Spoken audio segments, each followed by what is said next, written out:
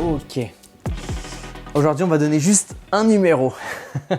400 €. C'est le prix qu'il faut débourser pour avoir un téléphone qui te promet d'avoir 6 ans de mise à jour garantie, d'avoir un écran OLED de 120 Hz et même d'avoir 2 jours d'autonomie avec une seule recharge, tout en faisant tourner tes jeux préférés sans aucun souci. En vrai, sur le papier, c'est presque trop beau pour être vrai. Du coup, aujourd'hui, on va passer la journée ensemble pour voir ce que vaut ce téléphone dans la vraie vie. C'est parti.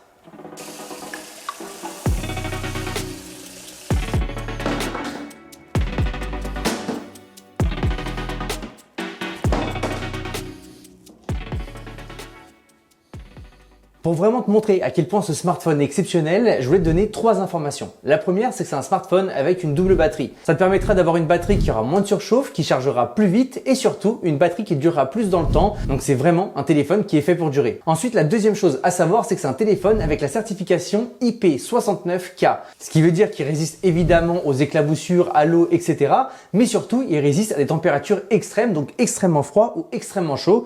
Là, tu peux voir que j'ai de l'eau qui est vraiment très chaude et je vais mettre le téléphone dedans sans me préoccuper de son sort parce que je sais que dans tous les cas, il s'en sortira. Et ensuite, la dernière chose, c'est évidemment sa résistance en termes de design et même d'écran. Tu peux faire des crash tests ratés comme celui-ci et savoir qu'il va bien se sortir. Donc là, je vais aller le chercher. Donc comme tu peux le voir, il vient de tomber et il est toujours impeccable. Vraiment aucune surprise. Et c'est comme ça depuis que je l'ai. J'ai déjà fait tomber pas mal de fois et vraiment tout le temps comme neuf. C'est trop bien.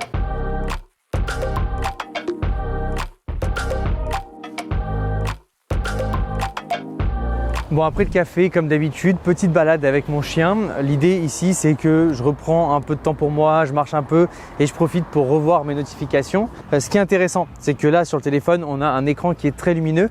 Du coup, c'est super pratique pour voir les mails et même quand il y a le soleil du matin. Bon, là, aujourd'hui, c'est assez couvert, mais quand il y a le soleil du matin qui tape, on voit toujours bien. Donc, c'est quand même super sympa. Et ce qui est cool, c'est qu'on est sur un bel écran. Donc, on est sur un écran qui est OLED de 6,79 pouces. Donc, c'est un écran qui est relativement grand et qui est très confortable pour regarder des films et des séries. On a une résolution qui est assez haute, on est sur du 2640 par du 1200, donc on a vraiment un bon niveau de détail. Et surtout, comme on est sur du OLED, on a un niveau de contraste qui est infini et les couleurs sont vraiment très jolies. On est sur un écran qui est 120 Hz, donc ça apporte un côté fluide sur l'écran et sur l'appareil qui est super agréable. Mais par contre, là, je vais m'arrêter parce qu'il y a une petite photo à prendre. Bon, en termes de photos, c'est vraiment très bien. On a 2 capteurs, un de 108 millions de pixels qui est le capteur principal et un capteur de 5 millions de pixels. Alors là, on va parler plus du 5 millions de pixels parce que le 108 a beaucoup plus de choses à dire, on en parlera plus tard dans la vidéo. Mais du coup, l'ultra grand angle de 5 millions de pixels est ultra bon en pleine journée. Là, on peut voir que le résultat est plutôt pas mal, mais c'est vrai que dès que tu rentres dans un restaurant ou un endroit où il n'y a pas beaucoup de lumière, l'ultra grand angle est difficile à utiliser. Mais tu me diras que même sur les téléphones haut de gamme, c'est pas parfait. Et c'est vrai que c'est l'un des objectifs qui, peu importe la gamme de téléphone, a toujours de quoi s'améliorer. Ensuite, par rapport au mode HDR, c'est vrai qu'il est pas mal utile, on réussit à avoir pas mal d'informations. Même en contre-jour, je trouve ça plutôt pas mal honnêtement. Bon, on a déjà parlé de l'écran juste avant, mais c'est vrai que comme il est HDR10, on peut vraiment profiter de YouTube, de Netflix, etc. Donc c'est vrai que c'est vraiment génial pour la consommation de contenu. Ensuite, ce qui est top, c'est que comme il a une énorme batterie de 7500 mAh, le téléphone tient tout le temps 2 jours. Donc ça, c'est pratique parce que quand on veut regarder une série complète dans l'avion, on n'a pas peur que la batterie nous lâche. Et c'est ce qui s'est passé au CES, c'est que j'ai vraiment pris ce téléphone dans l'avion pour regarder des séries. Et aussi, quand je fais des voyages comme ça en voiture, comme ma voiture n'a pas Android Auto et donc j'ai pas Waze, je prends Waze sur mon téléphone et comme il tient 2 jours, j'ai jamais peur que le fait d'avoir trop utilisé Waze dans la matinée m'empêche de finir la journée. Et donc, c'est des cas d'usage qui sont plutôt sympas. Ensuite, pour parler un peu de l'audio et du transfert de fichiers, c'est vrai qu'il n'y a aucun problème de Bluetooth. Alors, tu vas me dire heureusement en 2026, sauf que dans cette gamme de prix, c'est pas toujours le cas. Donc, je préfère le dire. Et c'est vrai que j'ai pu envoyer de la musique sur mes écouteurs, mais aussi sur la voiture et aucun problème de latence, rien du tout. Donc, c'est vraiment très stable. Bon, là, on est en train d'arriver, donc j'ai vraiment hâte d'aller manger.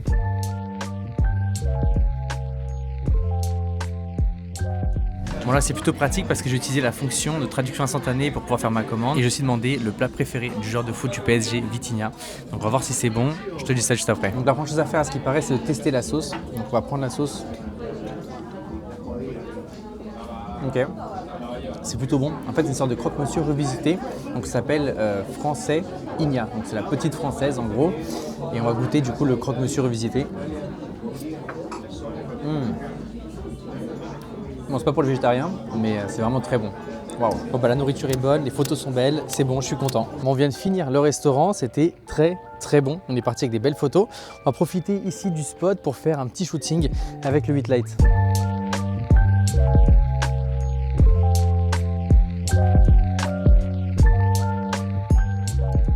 Bon, on vient de finir le shooting express, on a bien mangé, on est bien content, on a des belles photos. Mais là, il faut vraiment que j'aille travailler, donc je suis très en retard. Du coup, on reparle juste après.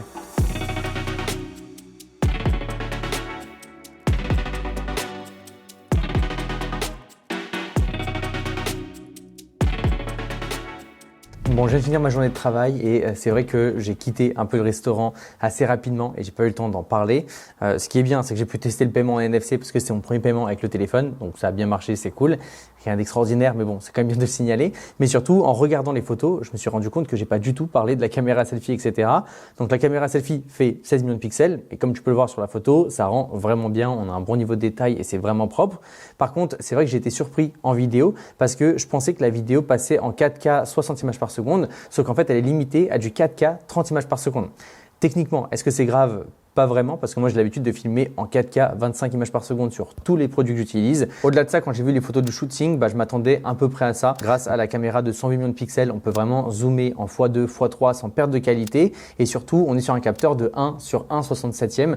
Donc c'est un capteur qui n'est pas des plus grands, mais c'est quand même un beau capteur et qui apporte de bonnes performances, que ce soit en basse lumière ou en haute lumière. Donc globalement, c'est vraiment bien. Par contre, il y a une chose qu'il faut absolument noter, c'est que quand tu fais des photos en mode portrait, il y a une sorte de mode beauté qui va lisser un peu la peau et qui perd un peu de détails et que j'aime pas forcément. Du coup, je te conseille de désactiver ou au moins de régler ce mode beauté pour qu'il soit moins intrusif parce que là, je trouve qu'il y avait trop de mode beauté sur ma copine et sur le shooting qu'on a fait après manger. Donc voilà, c'est juste 2-3 trucs à signaler sur la photo et la vidéo, même si je dois dire que les résultats sont vraiment bien, que ce soit la nourriture, notre selfie ou même le shooting d'après.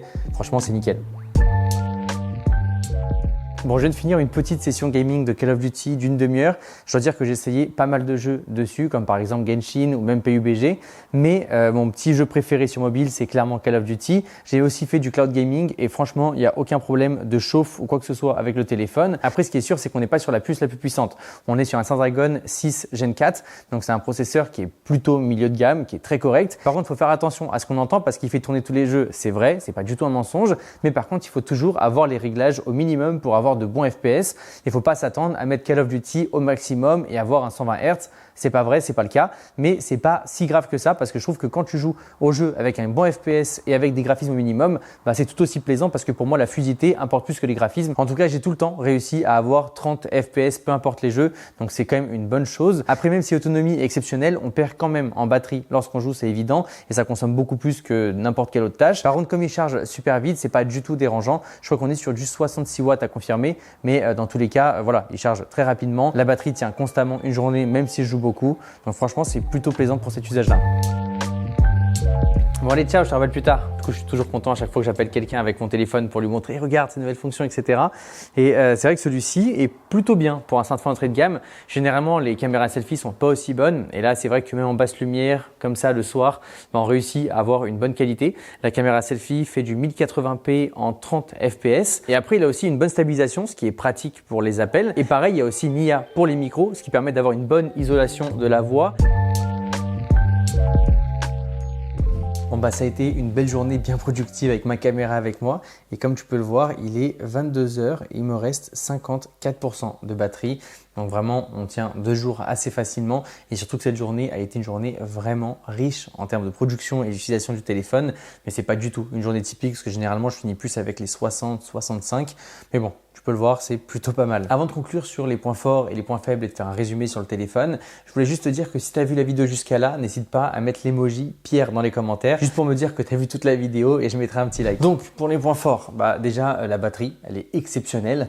Le fait que l'écran soit vraiment bien en OLED, etc. Ce qui apporte aussi un usage en multimédia qui est parfait pour voir des séries, des films. On sait qu'on a l'autonomie et l'écran, donc on n'a pas vraiment de quoi se plaindre. Le design aussi est un point positif parce qu'il est vraiment beau et surtout, il est super résistant. On a pu voir des drop tests et le mettre à l'épreuve quand on était en Norvège, etc. Donc c'est vraiment ouf de voir ça. Et ensuite, j'en ai pas parlé, mais il est aussi compatible eSIM et il a 512 Go de stockage. Donc pour le prix, c'est vraiment un téléphone super complet et il n'y a pas de vrais points négatifs à signaler qui pourraient être des deal breakers, donc des choses qui feraient qu'on n'achète pas le téléphone. Et du coup, il y a bel et bien des points négatifs. Le premier, c'est la performance des caméras en basse lumière. C'est vrai que c'est pas le meilleur téléphone pour ça, mais dans la gamme de prix, il est vraiment pas mal. Mais ça reste un point négatif si tu veux faire vraiment des photos en basse lumière, il faudra investir un peu plus. Ensuite, si tu veux faire des vidéos en 4K, il en est capable. Mais par contre, si tu veux faire des vidéos en ralenti en 4K, ça ne sera pas possible parce qu'il est limité à 30 images par seconde, ce qui peut être dérangeant pour certaines personnes et je peux l'entendre. Il y a aussi le fait que tu sois obligé d'aller dans les réglages de notification pour enlever certaines notifications de macOS pour que l'utilisation soit plus fluide. Il y a aussi le fait que tu sois un peu obligé de changer SwiftKey, le clavier qui vient par défaut sur le Honor. Après, c'est des choses qui se font très facilement en à peine 5 minutes. Et comme je me dis qu'il n'y a pas une tonne d'applications qui est déjà préinstallée, bon, c'est pas si grave que ça. Après, il y a un autre truc qui peut être embêtant aussi, c'est le fait de ne pas avoir de charge sans fil. Moi, ma voiture charge en sans fil. Du coup, c'est vrai que c'est un peu embêtant de ne pas pouvoir poser mon téléphone et savoir qu'il est en train de charger. Mais tu me diras, s'il tient tout le temps une journée comme ça, sans aucun souci, bon, c'est pas très grave. Mais voilà, globalement, c'est un super téléphone. Et si tu as des questions, n'hésite pas à me les poser dans les commentaires. Et si tu veux un petit code promo ou autre, je te mets ça dans la description. Et nous, on se dit à la prochaine vidéo. Salut!